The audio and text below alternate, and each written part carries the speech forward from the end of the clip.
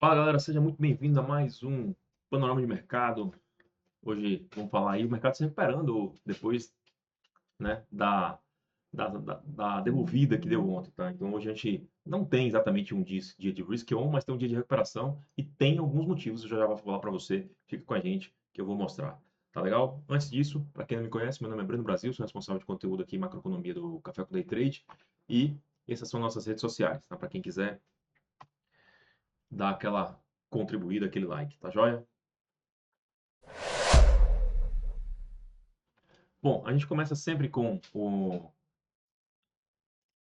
a ferramenta da CME aqui. Você vê que ontem eu mostrei, estava 97,6% de manutenção de juros. Voltou para 95%. Estava aí nessa casa aí no início da semana. E isso indica que o mercado ficou um pouco mais otimista. E tem a ver, inclusive, com essa questão do. A gente só precisa explicar por quê já, tá? É, antes de mais nada, Nasdaq futuro subindo 0,77 e S&P subindo 0,32.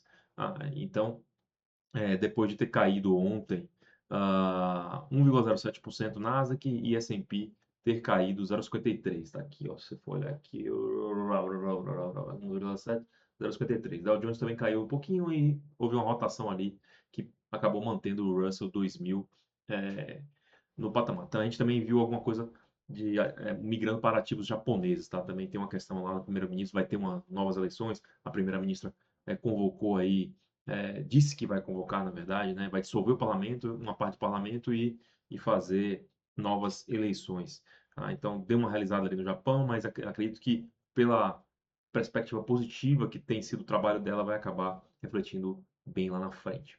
Tá bom? Ontem, o cenário negativo, depois que falei, fechou negativo, tinha algumas coisas acontecendo, né? Ah, todas elas foram comentadas aqui, o cenário geopolítico forte no Irã, questionamento, o Trump pedindo à população para manter as manifestações, né, dizendo que a ajuda estava chegando. Bom, essa ajuda de fato ainda não chegou, né? Mas ele ontem acabou dando uma tranquilizada acerca dessa questão de ajuda estar vindo. Mas o cenário era negativo, já falo sobre isso, tá? Era negativo, tinha a questão da Suprema Corte, que podia proferir ali alguma sentença com relação às tarifas, acabou não acontecendo, tá? Mas isso é uma tendência que pode continuar até o final da semana, a gente não sabe, isso pode ser um breaking news a qualquer momento. E a questão também da rusga entre o Trump e o Powell com relação à questão da acusação criminal que o Powell tinha recebido, o vídeo foi feito no final de semana pelo Federal Reserve para defender isso aí, e também depois algumas frases que o Trump soltou aí, dizendo que ele ou é incorrupto ou incompetente. O Powell não respondeu exatamente sobre isso no detalhe, mas respondeu à acusação criminal e foi defendido por bancos centrais no mundo inteiro, inclusive no Brasil, tá? O Galípolo também falou, mas por ex-presidentes do Banco Central, eu falei sobre isso ontem também. Tá? Com relação ao Irã, o Trump deu uma acalmada dizendo que, olha, eu recebi de fontes seguras que não temos, no momento, problemas de segurança maior para os civis na matança, né? Tipo, não, a coisa acalmou por lá, tá? Isso, inclusive, está fazendo o petróleo cair agora 3,35%. O WTI, ele está sendo negociado a 59,80, mas estava a 61,90 ontem, tá? Então, caindo bastante petróleo aí depois essa apaziguada que deu o Trump aí. Isso com certeza também tem a ver com a alta dos mercados, tá? Obviamente, você tinha um cenário bem positivo que reverteu. Teve o PPI também, né, que veio mais forte, apesar de ser um PPI que era lá referente a novembro, né? E também o outro dado que saiu, vendas de casas novas, vendas do varejo, era de outubro. Então, esses dados vieram mais fortes e tudo mais, mas são dados antigos. Então, talvez não tenha feito tanto preço, mas obviamente, se o mercado está vermelho e vê um dado mais forte de inflação, o mercado aproveita para realizar. Acaba contribuindo com o cenário. Tudo isso meio que voltou um pouquinho no sentido de que o cenário geopolítico melhorou, a Suprema Corte Americana não falou nada, não trouxe novidade, né? E o Trump versus Powell também ninguém teve mais intercorrências acerca disso. E aí veio o resultado de TSMC, tá? Empresas semicondutores da Tailândia, e o resultado mostrou um crescimento absurdo de mais de 30%. Esse resultado, obviamente, carrega toda a parte de inteligência artificial, né? Aí você tem a ASML na Holanda, se não me engano, na Europa, subindo bastante no pregão de hoje na Europa, e a gente vai ter aqui um rebote, ó, nas Big Techs aqui, ó, Olha só, todo mundo positivo, tá? Broadcom 2% de alta, ela já tinha caído 4% ontem, então também tem uma recuperação aqui. Mas aí você vê, ó, a Nvidia subindo 0,9, Apple aqui está no 0 a 0, já tinha subido bastante nos últimos dias. Então, todo o setor de Big Techs está positivo, tá? E essa notícia de TSMC acaba contribuindo para esse sentimento mais neutro positivo, né? Neutro no sentido de que em geopolítica aí na briga do Trump com o Powell, a coisa deu uma acalmada, mas também não se resolveu e a gente tem resultados positivos acerca de empresas de techs, né? Techs, tá?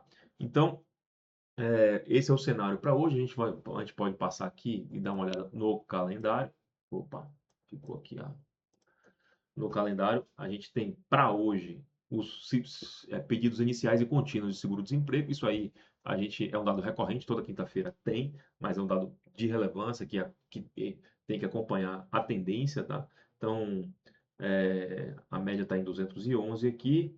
O pedido contínuo, a previsão é ter reduzido um pouco de 1914 para 1890.